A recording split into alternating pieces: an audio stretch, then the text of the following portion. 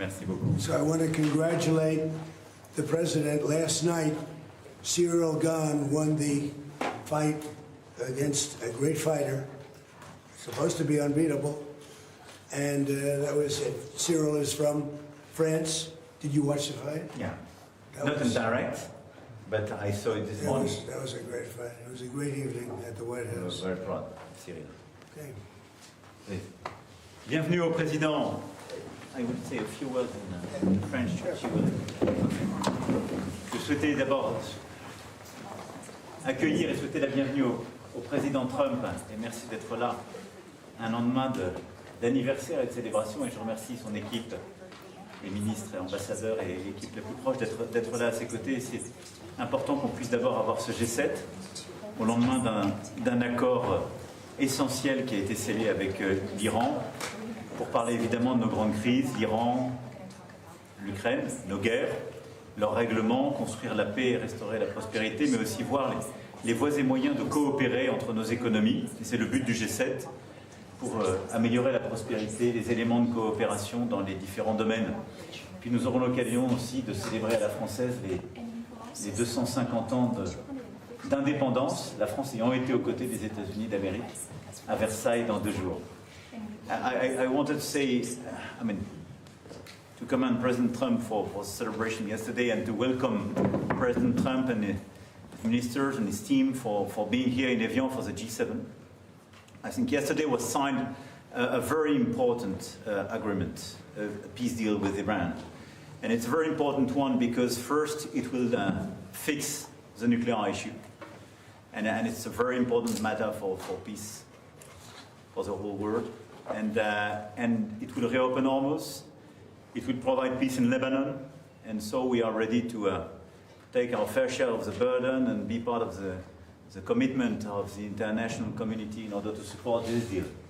And we will discuss about that together and with colleagues later on. But it's a very important step towards peace, but as well for the global economy. We will have the occasion to discuss about the war in Ukraine in order to re-engage together and negotiate a good and solid peace and sustainable peace. And President Zelensky will be with us as well tomorrow. And obviously we will have the occasion to bring this G7 to speak about a series of issues from rare earths, critical minerals, trade, etc., where we have to build convergence among the G7 members. And it will be the occasion for us to celebrate the 250th years of independence for the US. And Versailles is a good place because this is where the King and his Minister of Foreign Affairs at the time did support the US during years, but as well prepared what we called the Paris Treaty in 1783, which was the final point of this war. So it's a great honor and a great pleasure to have you, Mr. President, in Evian and Paris. Thank you, thank you. So, Emmanuel has been a special friend of mine. We've had a fantastic relationship. We've worked on many deals together. I'm very happy to say very signed, the deal's all signed. And the strait is already partially opened. As you know, they're doing a little hunting for a couple of mines that they've already found. But it's essentially, ships are starting to go out now. On Friday, it'll be completely opened. We got along very well with Iran. It's a different set of leaders.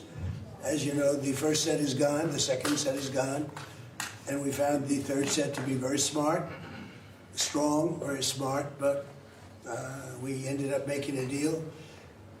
I felt badly that we had to go back on the attack for 2 nights, and I thought a third, but we made it before that happened. But I think a lot of great things are going to happen in the Middle East right now, and very importantly, the oil is plummeting down, and the stock market is shooting up like a rocket today, like record kind of numbers. And the oil has taken its biggest plunge, and we're into the low numbers, not quite back yet, Kevin, to the extent, but we're getting close to the numbers we were before it all started. And the main thing is that Iran will not have a nuclear weapon. They fully agreed to that with strong policing powers, and they won't have a nuclear weapon, which is what it was all about, because they probably would have used it if they had it. So we had two big moments. When they terminated the JCPOA, that was the Obama deal, the Barack Hussein Obama deal. And when I terminated that, it was very important because it was a road to a nuclear weapon. It was a horrible deal for the United States. It was a deal where billions of dollars was given to Iran. It was a deal where 1.7 billion in cash was put on a Boeing 757, I guess, right? But it was put on a big, beautiful Boeing 757. They needed a Boeing 747, to be honest with you, because it was a lot of cash. 1.7 billion was taken out of the banks and given to Iran. And on top of that, tens of billions of dollars was paid. So they tried to bribe them to make a deal, and that didn't work. It never works. And we've done a great job. And hopefully it's going to be a good relationship, and we're going to get along. And if we don't, we go back to where we started, but I don't think that's going to be necessary. The Iran deal that we made is going to bring a lot of success to the world, because the oil was really clogged up there for a while. He would call me on occasion and say, "Come on, please, let's go with the oil prices." But the oil is coming way down, so I'm very honored by it. I want to thank you for your help.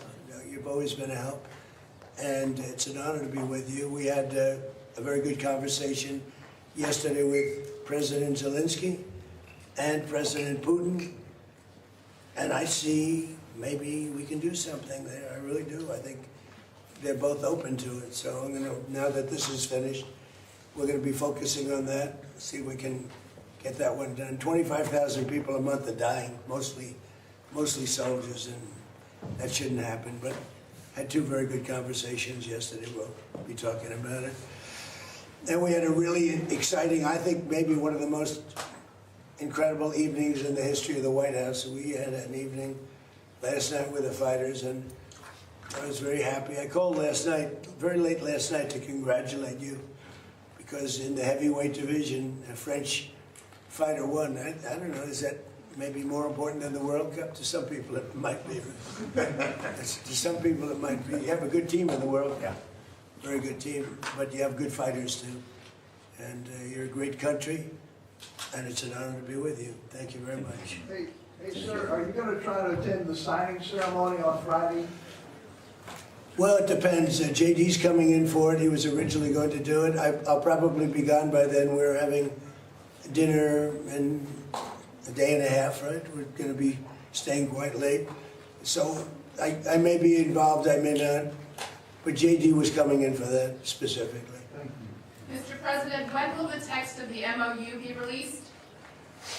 I think pretty soon. I would say, I mean, I want it to be released because it's a very powerful document.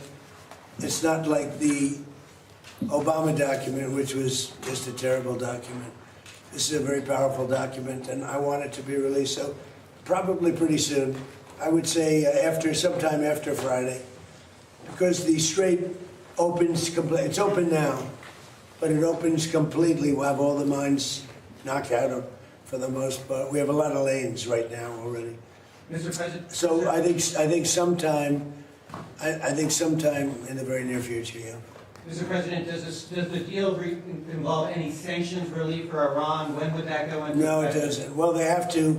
It's really a behavioral thing. If they do what they're supposed to do, that starts taking effect. Monsieur Macron, quel engagement êtes-vous prêt à prendre au nom de la France dans le détroit d'Ormuz? Vous avez parlé du porte-avions Charles de Gaulle. Mr. President, what do you expect from France and... Well, I would love them to do that. I don't think we're going to need much help because we have an agreement where it's going to be open.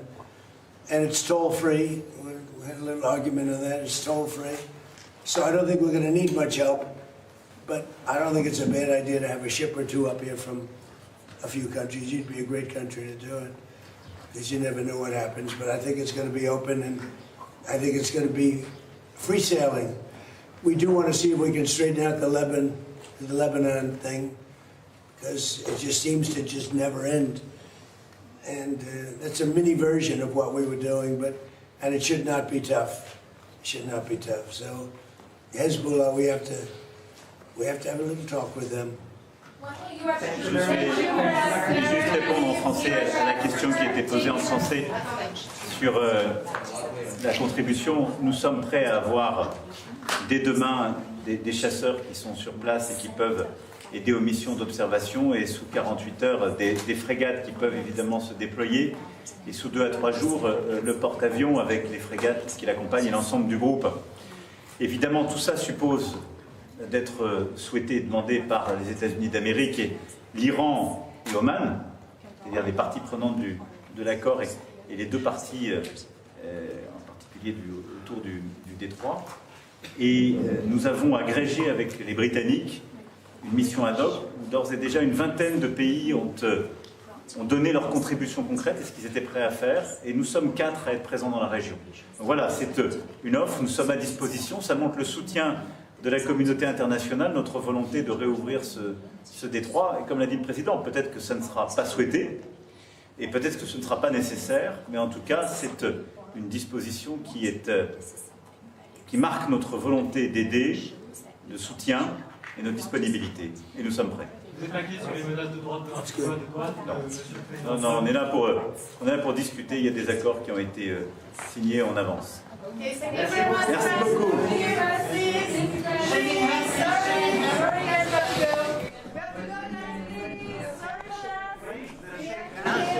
beaucoup.